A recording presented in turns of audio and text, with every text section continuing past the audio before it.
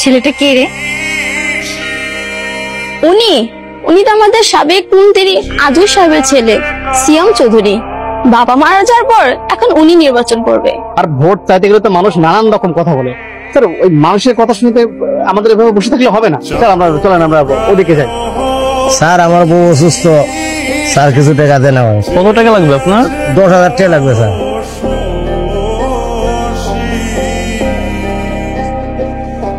এটা আপনি কি করলেন বলেন তো? কেন, ওনাকে একটু সাহায্য করলাম, দেখলেন না কত করে অনুরোধ করলো। স্যার তাই বলে যে কেউ টাকা চাইলে আপনি টাকা টাকা দিয়ে দেবেন? আপনি এক কাজ করেন স্যার, আপনি গাড়ির ভিতরে যে বসেন, আমরা দুজন প্রচারণা চালাচ্ছি।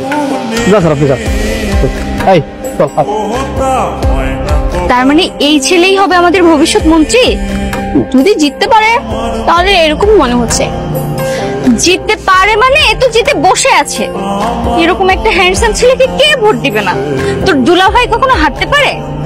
আমার দুলাভাই মানে কি? আরে হ্যাঁ, আমি তো এই ছেলেকে দেখে এইমাত্র ক্রাশ খাইলাম।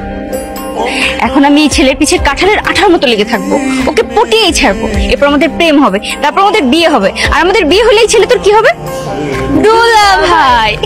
রাইট, তোর দুলাভাই কি কখনো হারতে পারে? আসসালামু আলাইকুম লিডার। ওয়ালাইকুম আসসালাম। কেমন আছেন? হ্যাঁ ভালো আছি, আপনি কেমন আছেন? আলহামদুলিল্লাহ ভালো আছি। আমাকে একটা পোস্টার দিন না, আমার ভোটটা কিন্তু আমি আপনাকেই দিব, আর আপনি এবার মন্ত্রী হবেন শিওর।